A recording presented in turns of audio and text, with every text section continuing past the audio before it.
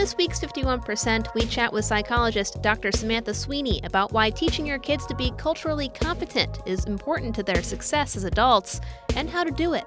Being in touch with your own biases as a parent is the first step. And I'm always like, please don't skip this. I say that multiple times throughout the book. Do not skip this first step called preparation. We also learn about a New York bill that would require warning labels for kids on some social media platforms. I'm Jessie King. It's all up next on 51%. I was standing around like one of those girls I had seen in a movie. The whole world was a movie back then.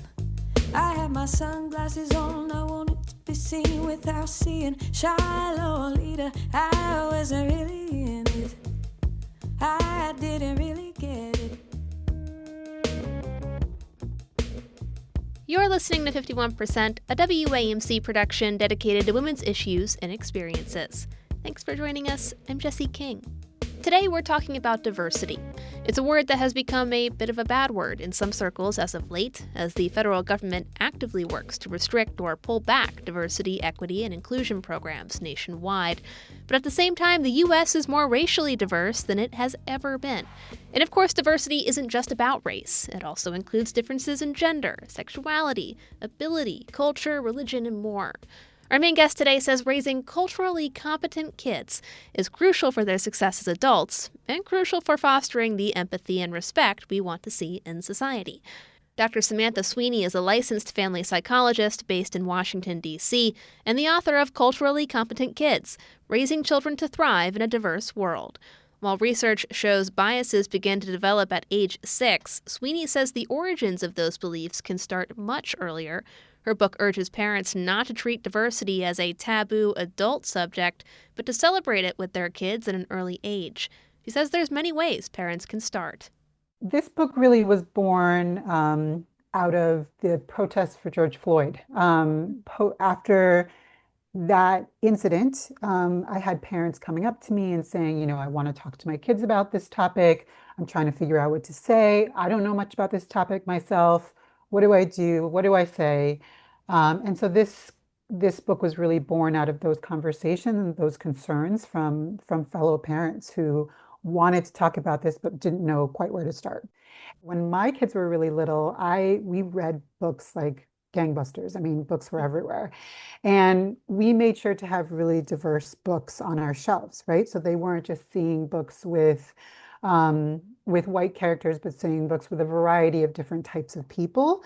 And that's not just different races, but also different religions, different ability levels, and all of that kind of stuff, different genders, that kind of thing. So that was really important to us. I think other ways with kids is to have different toys in your life that have different races and abilities and that kind of thing as well. And also kids are noticing these things whether we like to admit it or not, right? So they notice when people are different. When I was younger, I taught at a preschool, fresh out of college, and I taught 3-year-olds. And I once had a 3-year-old come up to me and say, "Your skin is darker because you sat in the sun longer." And I was like, not really. So kids are definitely noticing these things. It's up to us as adults to kind of guide them and steer them and help them understand, this complex topic. Yeah, so it sounds, more like you're modeling the behavior you want to see, not necessarily sitting them down and having a talk about it. I think once your kids get older, you can sit down and have deeper conversations. Modeling is a huge part of this, right? So I know that for a lot of parents, kids, especially young kids, will say things loudly out loud while you're out and about, "Oh, that person is in a wheelchair. Oh, that person has darker skin," or "Oh," and they say it loud, right? And it's embarrassing as a parent. But I think one of the things that happens in those moments is parents often say, "Shh, shh, shh, shh. We're not going to talk about that. They don't want to offend anybody." But then there's no follow-up, right? So that sends a message that, oh, that's a topic that's bad or wrong or something I shouldn't be discussing. And I think it's so important I understand in those moments to shush your child maybe a little bit. But also to say, yes, you're correct. That is something that you're observing. Yes, that person is in a wheelchair. Yes, that person has darker skin, and not to treat it as this taboo, like, off-putting topic. Or if you had that urge to shush, which I totally understand, to follow up with your child and say, it's not as if I don't want to talk about this, or what you were saying was bad. It's just not something that usually comes up in conversation, like in the world like that. But let's talk about what you were observing. So I think just like having parents have these conversations with kids is an important way to start that conversation. You mentioned you read your kids a lot of books growing up. Would you like to share some of your favorites?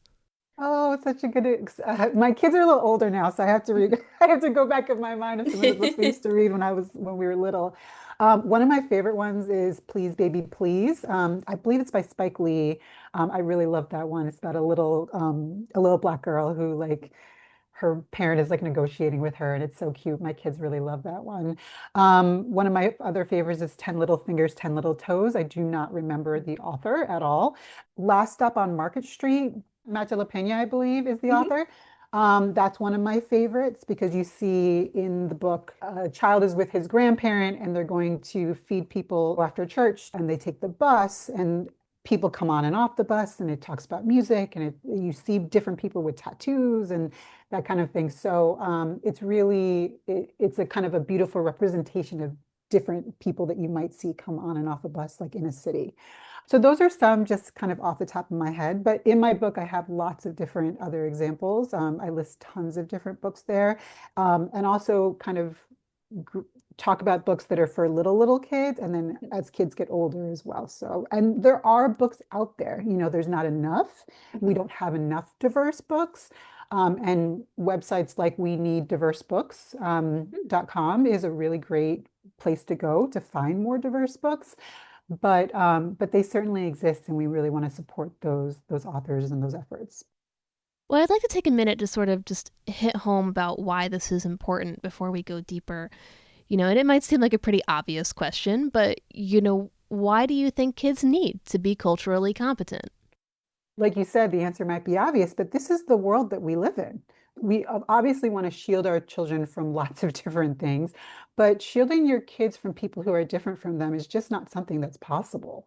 And when I talk about culture, it's very broad, right? So there's difference everywhere. That's really what the word diversity means. I think diversity has, in some circles in this country, become a bad word, but diversity only means difference. And there is certainly lots of difference all around us. And so this might be difference in terms of race, it might be difference in terms of gender expression, religion, sexuality, all of these different things. But all of it means just difference. And so we are going to interact with people who are different from us.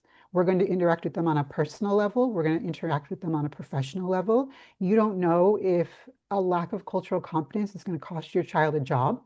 You don't know if it's going to cost your child a promotion. You don't know how it's going to play out, on down the line. But I can tell you where the world is heading, it is much more likely that your child is going to have to interact with people who are different from them than not. So why not help them deal with this when they're younger, to become familiar with this when they're younger, to be comfortable with this when they're younger, instead of when they're what, like 22 years old and fresh out of college, and like that's the first time they've ever encountered someone of a different race? That's crazy. That would be really uncomfortable. And so I think it's just so important, if we're going to really prepare our children for the world as it truly is, and not just the world as it is now, but the world as it will be when they grow up. I think that this is a really important topic. So obviously, no one is perfect, and we all have our own biases. How can you avoid bringing that into your parenting or avoid passing those biases onto your child? Or can you? Absolutely. Well, I mean, that is and so the book has a whole framework, basically, a framework to follow, to kind of understand, how to go through this whole process. And being in touch with your own biases as a parent is the first step. And I'm always like, please don't skip this. I say that multiple times throughout the book. Do not skip this first step called preparation. because I just think it's so important for us to be aware of our own biases and, it not if we have biases, where our biases lie, right? And also not just the biases themselves, but our own relationship with culture, right? Who are we as a cultural being? When we step into a room, how are people interpreting us? How are we interpreting ourselves? What context are we coming from? There are people who step into a room and their culture or parts of their culture are very obvious because of the color of their skin, because of the way that they're dressed, because of, the way that they look in some kind of way.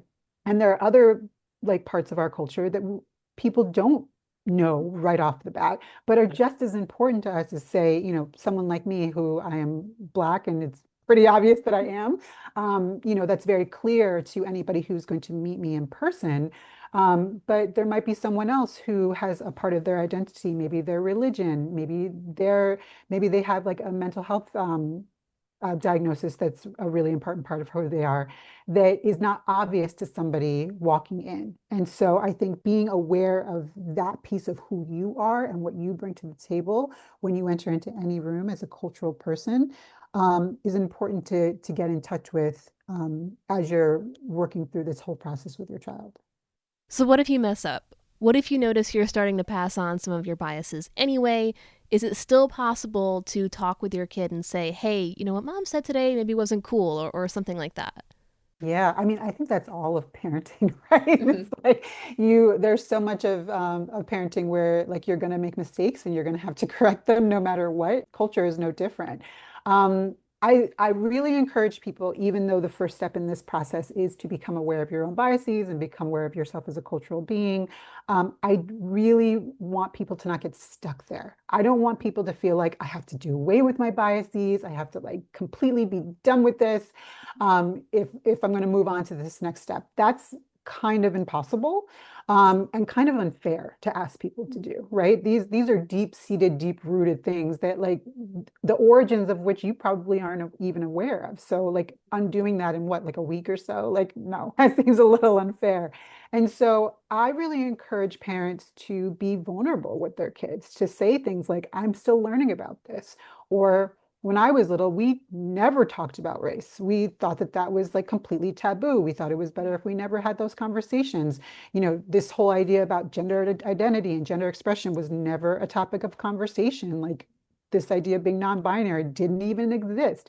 So I'm still working through some of that. I'm still like trying to understand it and like learn from it, but some of my biases might slip through. Some of the things that I might say might reflect what was taught to me when I was younger.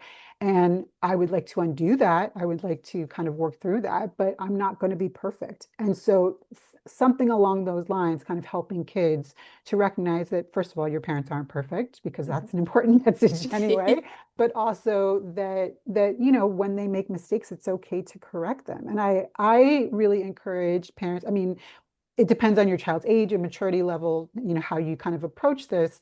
But I really encourage parents to encourage their kids to give them feedback, to encourage their kids to talk about, the different words that are being used or the terminology or that kind of thing. So my kids give me lots of feedback about certain things that I say, or like, we don't use that word anymore, or like, the way that people think about that is different now, mom, or like that kind of thing. And we don't always agree. Sometimes I have back and forth with my children, which is I love. But I'm learning from them and they're learning from me. So I think cultivating that kind of culture in your family and your household to kind of have that back and forth can be really powerful for kids in multiple ways. Obviously, like you said, we're in a time right now where diversity is seen as a bad word or a quote unquote woke subject in some circles.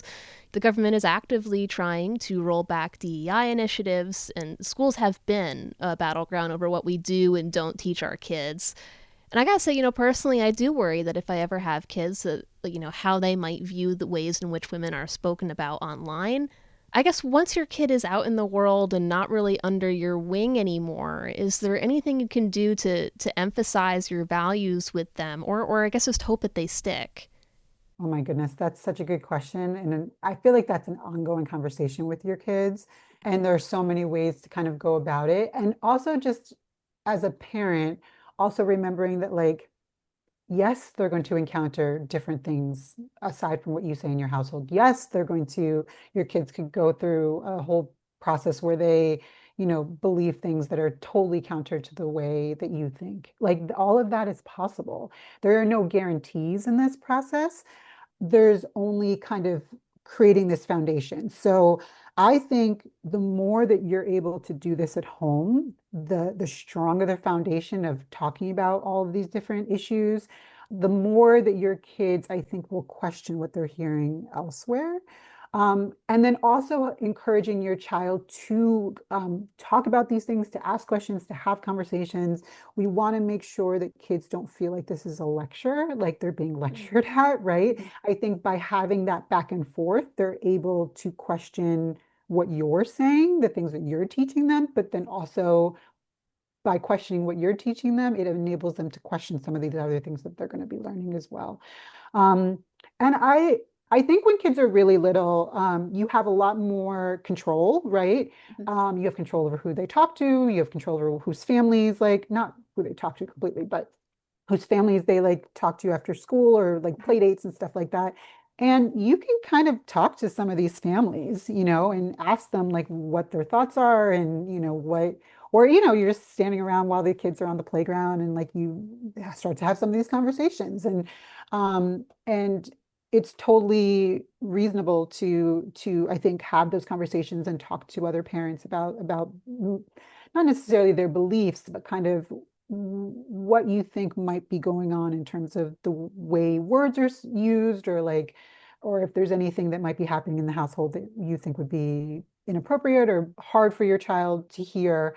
That doesn't necessarily mean that you say, okay, you can't play with that child, but it does maybe mean that once your child comes home from that, maybe you ask them some questions or have conversations or something along those lines. I remember I fairly recently actually had a parent ask me this is the first time that there had been a play date with their child and my child. And they're like, do you have a gun in the home? I was like, oh my gosh, like I would never even think that someone would ask me that. Did not occur to me at all. And I was like, absolutely not. Like, nowhere, no, we do not. But I understand why they would ask that kind of question. And I think it's okay to ask questions like that with other kids that your kids might be coming into contact with. And then following up with conversations with them. Like I said, not necessarily limiting who they hang out with, because I think that can backfire, but having conversations about it after they get home. Like when I was younger, I definitely had some close friends that I went to their house where parents smoked, like in the house, and the house always smelled like smoke. My parents didn't have to talk to me a whole lot about that, but they were like, yeah, we don't, that's not healthy. And that's not to demonize anyone who does smoke. I understand like that's it's extremely addictive, but it was something that my parents were like, I don't want you to think that that's okay, just because it's being done in that other home. So I think stuff like that, like figuring out a way to have those follow-up conversations without, again, demonizing the people that you're with, but also affirming the values that you have in your home. Well, Dr. Sweeney, thanks so much for taking the time to speak with us today. Is there anything that we haven't touched on yet that you want to make sure listeners know? I think that this process, I said in the book, but this process is simple but not simplistic. Lots of different, emotions can come up when going through this process. I know people can be apprehensive when going through this process. I think that's true for a lot of parenting. Um, and I really encourage people to find their tribe, find other parents who believe in this type of thing and who will support you and love you and pick you up when you make mistakes. It's really important to care for yourself in this process because you will make mistakes that will like horrify or terrify you or like really like upset you. If this is something that you care deeply about, your kid will make mistakes that will be very emotional for you. And I think it's so, so important to not just be aware of that, but have someone in your corner who can say, okay, deep breath. This isn't the crisis that you think it is. You made a mistake. Congratulations, you're human. Your child made a mistake. Congratulations, they are too. pick yourself up and keep going, right? So I think having people in your corner, just like any parts of parenting, is really, really important. Dr. Samantha Sweeney is a licensed family psychologist based in Washington, D.C., and the author of Culturally Competent Kids, Raising Children to Thrive in a Diverse World. It's out now through Bull Publishing. Dr. Sweeney, thanks again. Oh, thank you so much for having me.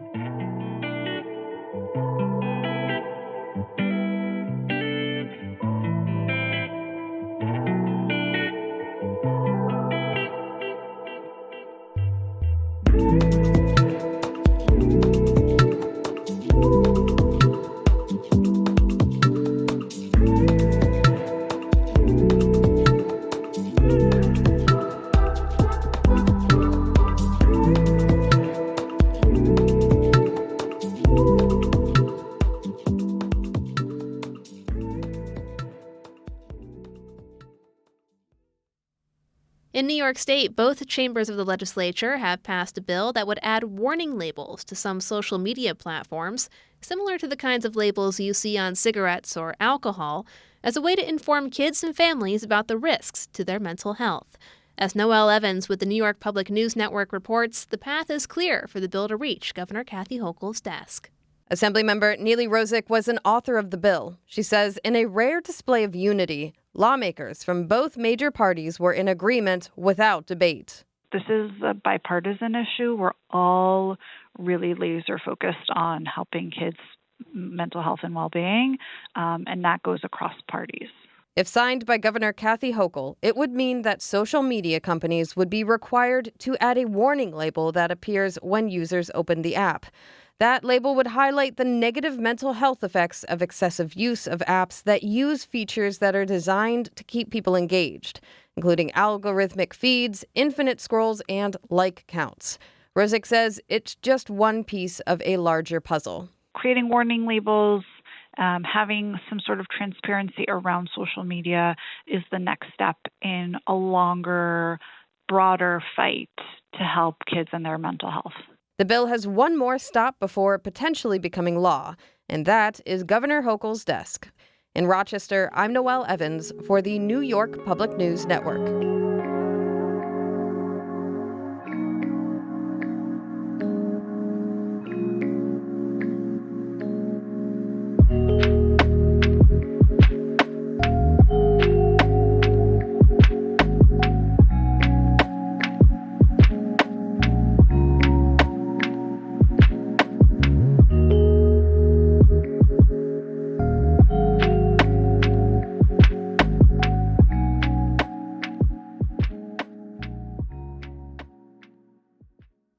Finally, to a darker subject in Massachusetts.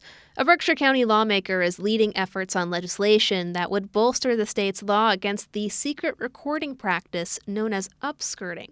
WAMC's Josh Landis brings us more. If someone surreptitiously photographs, videotapes, or in any way records another person's genitals without consent, some leaders say Massachusetts law doesn't give prosecutors a clear path to bring proper charges. Democratic State Representative Lee Davis of the 3rd Berkshire District, who took office in January, is hoping to change rules around the practice, known as upskirting. She says it's an urgent issue. Just this morning, I received an email from a young woman that only went through this a month ago, and someone was recording her from outside her apartment. And what she said is, she realizes it's a gray area, that prosecutors can't do their job, law enforcement can't, and she's not getting the help she needs. Just this month, a Williams College student was indicted on 18 charges of secretly recording people using a hidden camera in a campus bathroom in Williamstown.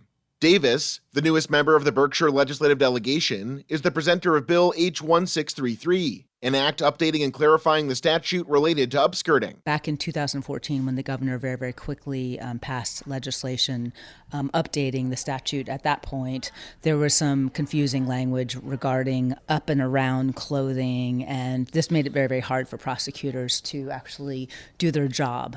So this is, number one, is to clarify and update the language. Number 2 is to make it a felony to secretly videotape them and record someone that is a child or an adult. So right now it's a misdemeanor, and I feel very strongly that we should be increasing the sentencing for that. Number 3 is adding a stronger penalty for repeat offenders. Berkshire County District Attorney Timothy Shagrew is behind Davis's bid to strengthen upskirting laws. In a statement, he said the current measures do not go far enough to protect victims, and that some perpetrators could face as little as a fine. Quote, to put this penalty into perspective, a person caught receiving or sharing explicit images of someone else faces felony charges receiving much harsher penalties than the person who actually took those images without consent in the first place. That doesn't make sense, and it certainly doesn't deliver justice. End quote. Davis points to a case in Dalton that she says demonstrates the difficulty in prosecuting upskirting cases. Back in 2014, Sam Wasserly, he was actually from New York. He propped up a phone in a public bathroom in Dalton and recorded, I believe it was up to 18. I'm not sure actually how many victims he recorded, but there was quite a few, and some involved children. So that was something that really hit close to home for me. And he was actually a repeat offender. So between having something happen so close to home, having a child involved, having it be a repeat offender, this was something that I felt very, very close, or feel strongly that there should be someone that takes this to the State House and makes the argument that this piece of legislation needs to be updated and clarified. Wasserly was ultimately found guilty on 10 counts of videotaping persons nude or partially nude, and 5 counts of videotaping sexual parts of children under the age of 18 in 2017. They had a very, very hard time, the SJC, prosecuting him, and they actually said, the judge said at the time, that really it's up to the legislature to fix this and to clarify the language so that someone like this repeat offender could be prosecuted. So I came into this really knowing that something needed to be done. And when it comes to sexual exploitation, what I see as the missing piece is that we have some statutes in place, but there's loopholes. And I think that my work with particularly the DA and prosecutors and law enforcement, I'm hearing their frustrations on the ground. And I am in a position that I can actually take those frustrations, write a bill, write a piece of legislation, and advocate for them. Reporting from the WAMC News Berkshire Bureau at the Beacon Cinema, I'm Josh Landis. Thanks for listening to this week's 51%. 51% is a national production of WAMC Northeast Public Radio based in Albany, New York. It's produced and hosted by me, Jesse King. Our associate producer is Madeline Reynolds, and our theme is Lolita by the Albany-based artist Girl Blue. Just a reminder that you can listen to 51% anytime at our website, wamcpodcast.org, or wherever you get your podcasts. And you can stay in the loop on all of WAMC's shows by signing up for our weekly newsletter, Airwaves, at wamc.org. We hope you'll join us next week. Until then, I'm Jesse King, 51%. I was every single girl, I was nobody else, I was so sure of myself. I was 15 and a half, he was a hollow laugh. And I lost my cool,